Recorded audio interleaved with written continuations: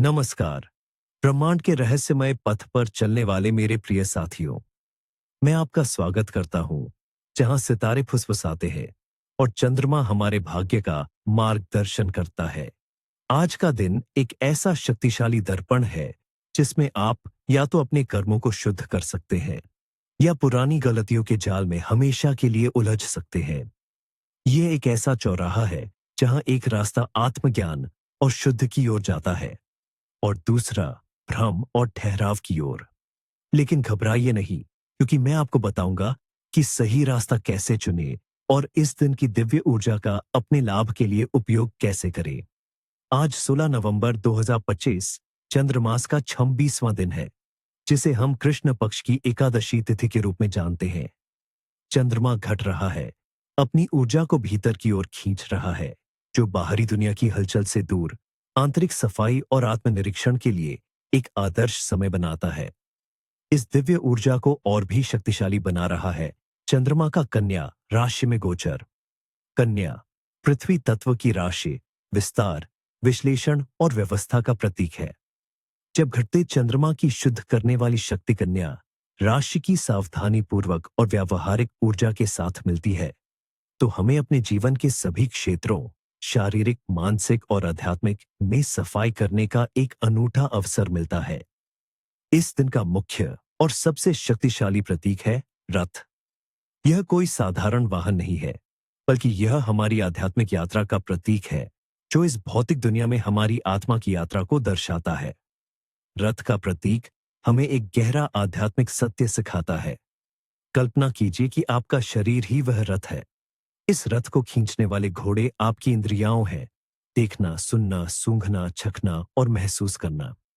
इन घोड़ों को नियंत्रित करने वाली लगाम आपका मन है और सारथी, जो लगाम को पकड़कर घोड़ों को दिशा देता है, आपकी बुद्धि है। और आप, यानी आपकी आत्मा, इस रथ में बैठे यात्री हैं।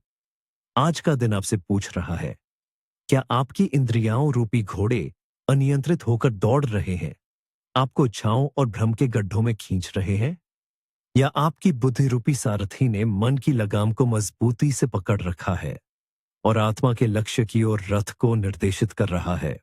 आज की ऊर्जा विनाशकारी नहीं, बल्कि अनुशासनात्मक है। यह हमें आत्मनियंत्रण और सचेत दिशा की शक्ति की याद दिलाती है। यह दिन पृथ्वी तत्व से गहराई से जुड़ा हुआ है, जो हमें स्थिरता और व्यावहारिकता प्रदान करता है। बुध ग्रह, जो कन्या राशि का स्वामी है, हमारी बुद्धि और संचार को प्रभावित करता है, हमें अपने विचारों और भावनाओं का विश्लेषण करने के लिए प्रोत्साहित करता है। इस दिन के पत्थर हैं पन्ना, जो बुद्ध की ऊर्जा को बढ़ाता है, और पीला पुखराज, जो एकादशी के अधिपति देवता भगवान विष्णु की कृपा को आकर्षित करता है। इस दिन के रंग है हरा और पीला।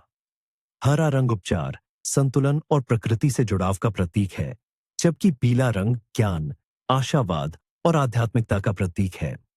इन रंगों को अपने कपड़ों में या अपने आसपास शामिल करके आप इस दिन की सकारात्मक ऊर्जा को बढ़ा सकते हैं। ब्रह्मांड का आज के लिए संदेश स्पष्ट है। अपने आंतरिक जगत को व्यवस्थित करें और बाहरी दुनिया अपने आप व्यवस्थित हो जाएगी। अपने शरीर, मन और आत्मा को शुद्ध करें, ताकि आप अपनी नियति की यात्रा पर स्पष्टता और उद्देश्य के साथ आगे बढ़ सके। इस दिन की ऊर्जा को समझने के लिए हमें इसकी पौराणिक कथा में उतरना होगा।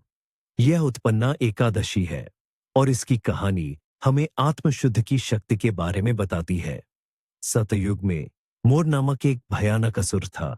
उसने अपने बल से देवताओं को पराजित कर स्वर्ग पर अधिकार कर लिया था। सभी देवता भयभीत होकर भगवान विष्णु की शरण में गए।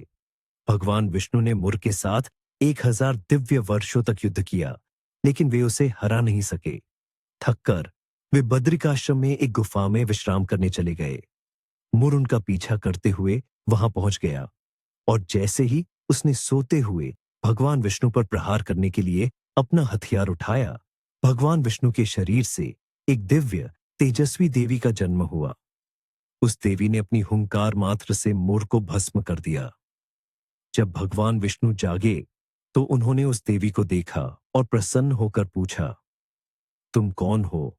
देवी ने उत्तर दिया, हे प्रभु, मैं आपके ही अंश से उत्पन्न हुई हूं। मैंने इस असुर का वध किया है।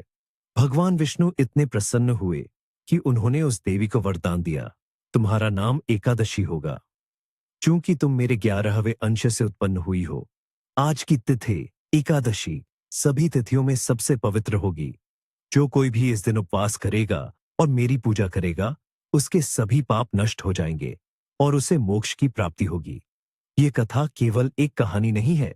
मोर असुर हमारे भीतर के राक्षसों, क्रोध, लालच, अहंकार और वासना का प्रतीक है।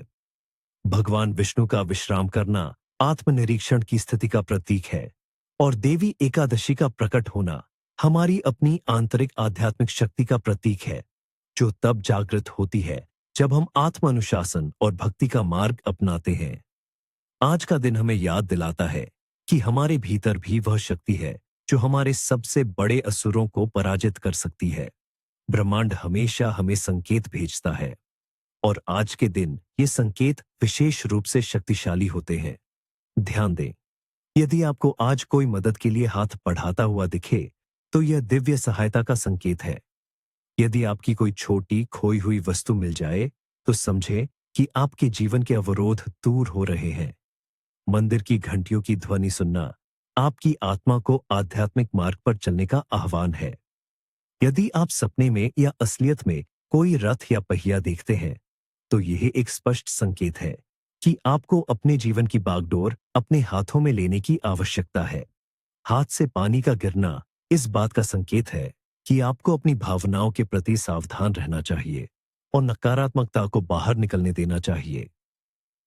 अचानक घर की सफाई या चीजों को व्यवस्थित करने की तीव्र इच्छा होना यह दर्शाता है कि आपकी अंतरात्मा आपको ऊर्जावान अव्यवस्था को साफ करने के लिए कह रही है। किसी समस्या के बारे में सोचते समय एक कोमल हवा का झोंका महसूस होना ब्रह्मांड द्वारा भेजा गया समाधान है। कोशिश साहब, एकादशी की रात के सपने अक्सर भविष्य सूचक होते हैं और हमारे आध्यात्मिक पथ से जुड़े होते हैं।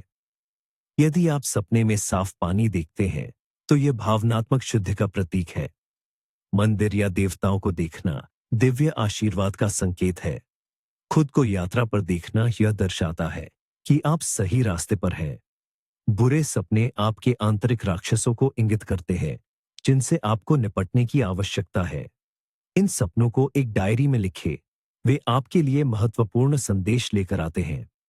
जो लोग आज कृष्ण पक्ष की एकादशी को कन्या राशि में चंद्रमा के साथ जन्म लेते हैं, वे स्वाभाविक रूप से सेवाभावी, बुद्धिमान और आध्यात्मिक होते हैं। वे विस्तार पर ध्यान देने वाले और महान विश्लेषक होते हैं। उनके हाथों में उपचार की शक्ति होती है। उनका जीवन पथ अक्सर भौतिक और आध्यात्मिक दुनिया के बीच संतुलन बनाने और अपने कौशल के माध्यम से दूसरों की सेवा करने के बारे में होता है। उन्हें खुद की और दूसरों की अत्यधिक आलोचना करने से बचना चाहिए। वे महान योजनाकार, मरहम लगाने वाले और शोधकर्ता बन सकते हैं। अब देखते हैं कि यह ऊर्जा जीवन के मुख्य क्षेत्रों को कैसे प्रभावित करती है। प्यार और रिश्तों में यह दिन भावुक नई शुरुआत के लिए नहीं, बल्कि गहरे और सार्थक संवाद के लिए है। कन्या राशि के विश्लेषण और घटते चंद्रमा की क्षमा की ऊर्जा के साथ पुराने संघर्षों को सुलझाने के लिए यह एक अच्छा दिन है। करियर और वित्त के लिए यह दिन परियोजनाओं को पूरा करने, वित्तीय हिसाब किताब को व्यवस्थित करने, योजना बनाने और विस्तृत काम के लिए उत्कृष्ट है। बड़े नए उद्यम शुरू करने का यह दिन नहीं है। यह आपके पेशेवर जीवन को साफ करने का दिन है। स्वास्थ्य और सौंदर्य के लिए यह आज का सबसे महत्वपूर्ण क्षेत्र है। उपवास, डिटॉक्स और एक नया स्वास्थ्य नियम शुरू करने के लिए यह आदर्श दिन है। पाचन तंत्र संवेदनशील है, इसलिए हल्के और सात्विक भोजन पर ध्यान दें। आध्यात्मिक विकास के लिए यह दिन का मुख्य केंद्र बिंदु है। उपवास, प्रार्थना, ध्यान और मंत्र जाप के लिए यह एक बहुत शक्तिशाली दिन है। ये परमात्मा से जुड़ने और कर्मों को शुद्ध करने का दिन है। तो इस शक्तिशाली दिन की ऊर्जा का उपयोग कैसे करें? यहाँ कुछ अभ्यास दिए गए हैं। पहला और सबसे महत्वपूर्ण अभ्यास है उत्पन्ना एकादशी व्रत। इसका उद्देश्य शरीर और आत्मा को शुद्ध करना है। आप पूर्ण उपवास केवल पानी के साथ या आंशिक उपवास फल और दूध के साथ रख सकते हैं। मुख्य बात, अनाज और फलियों से पूरी तरह परहेज करना है। दिन भर भगवान विष्णु का ध्यान करें। दूसरा अभ्यास है भगवान विष्णु के लिए मंत्र जाप। एयूएम नमो भगवते वासुदेवाय मंत्र का जाप करें। पूर्व की ओर मुख करके बैठे। तुलसी या चंदन की माला का उपयोग करें और 108 बार मंत्र का जाप करें। कल्पना करें कि एक दिव्य सुनहरा प्रकाश आपके शरीर और आत्मा को शुद्ध कर रहा है। तीसरा अभ्यास है नमक के पानी से स्थान की शुद्ध। यह घटते चंद्रमा की शुद्ध करने वाली ऊर्जा से जुड़ता है। एक बाल्टी पानी में समुद्री नमक मिलाए। इस पानी को घर के कोनों में छिड़कें और फिर फर्श को पोंछ लें।